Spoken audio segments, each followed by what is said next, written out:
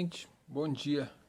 Eu quero hoje conversar um pouquinho a respeito de uma passagem do Evangelho, que é do capítulo 19, né, a fé que transporta montanhas, que fala sobre a fé religiosa, a condição da fé inabalável. Por quê?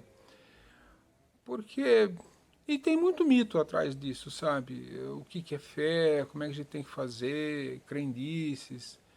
E ao longo de muitos anos, aquilo que se trabalha como religião fez muita confusão a respeito disso, não é? Então, eu queria aproveitar para comentar um pouquinho a respeito disso.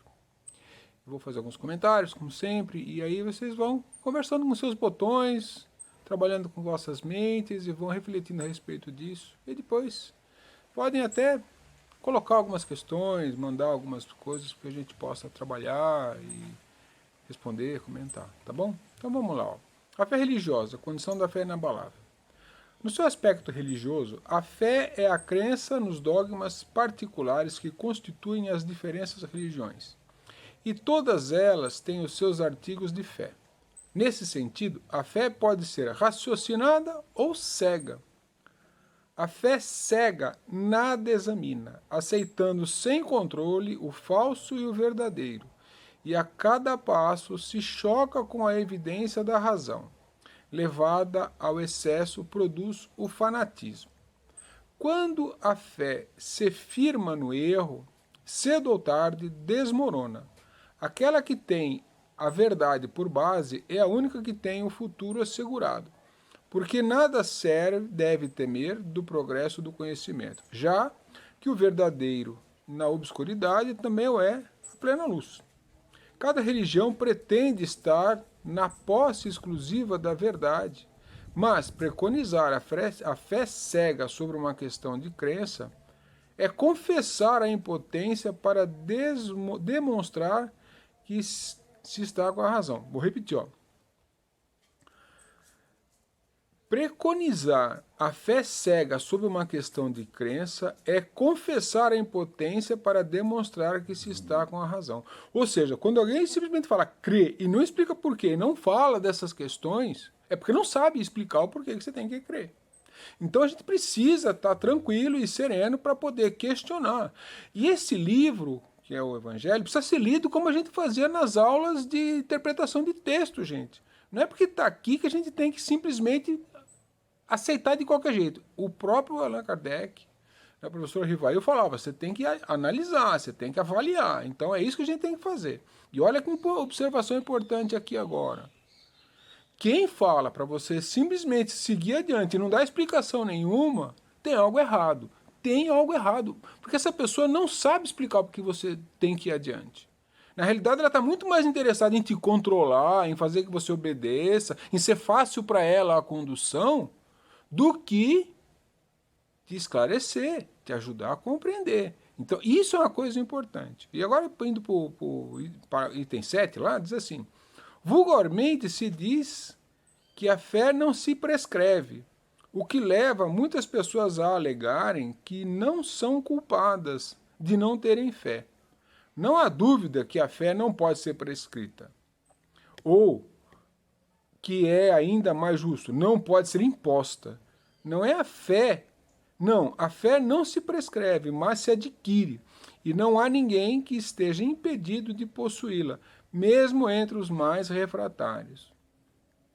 E aqui ele observa com bastante ênfase. Falamos das verdades espirituais fundamentais e não desta ou daquela crença particular. Não é a fé que deve procurar essas pessoas, mas elas devem procurá-la. E se o fizerem com sinceridade, a encontrarão. Podeis estar certos de que aqueles que dizem não queríamos nada melhor do que crer, mas não o podemos fazer, apenas o dizem com os lábios e não com o coração, pois ao mesmo tempo que o dizem, fecham os ouvidos. As provas, entretanto, abundam ao seu redor, porque, pois se recusam a ver. Nuns é a indiferença, noutros o medo de serem forçados a mudar de hábitos, e na maior parte o orgulho que se recusa a reconhecer um poder superior porque teria de inclinar-se diante dele. Então, vamos parar para pensar uma coisa seguinte, A fé tem a ver com um encontro da verdade. Qual a verdade? A verdade universal.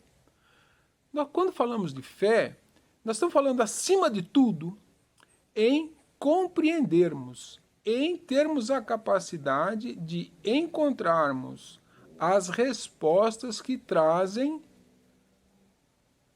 o fundamento daquilo que está acontecendo.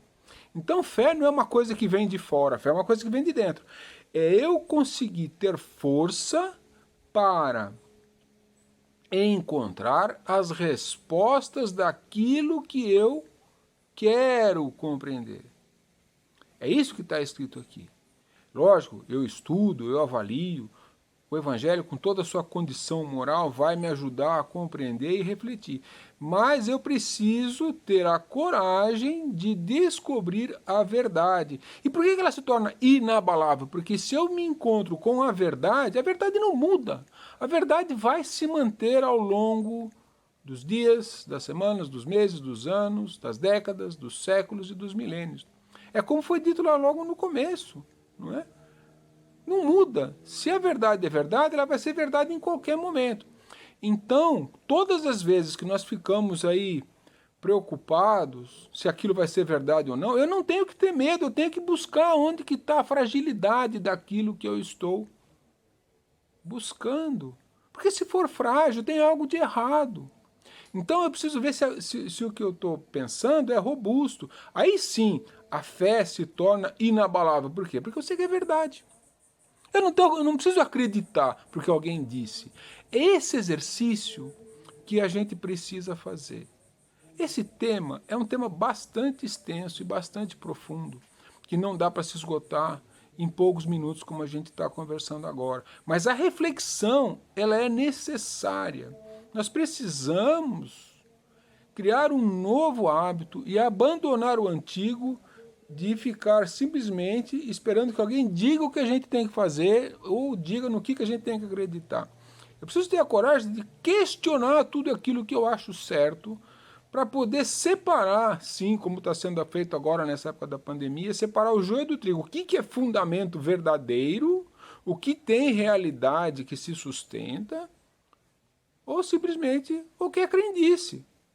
Sabe, às vezes as pessoas falam tanto de uma mentira, que ela vira verdade. E nós temos inúmeros exemplos disso.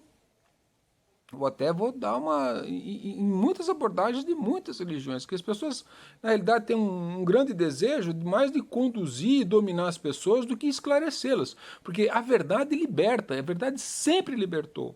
E para aqueles que têm interesse de manter a grande massa dominada e subserviente, não tem interesse que ela se liberte. Porque a liberdade traz autonomia, traz a escolha. Traz você falar alguma coisa para mim e eu falar, não, é certo. Eu falo alguma coisa para você e fala, não, isso não é assim, isso é diferente. Não é só porque eu falei, ou porque alguém outro falou, vai estar certo. Vocês vão me compreender como um ser humano. E como um ser humano eu posso falir.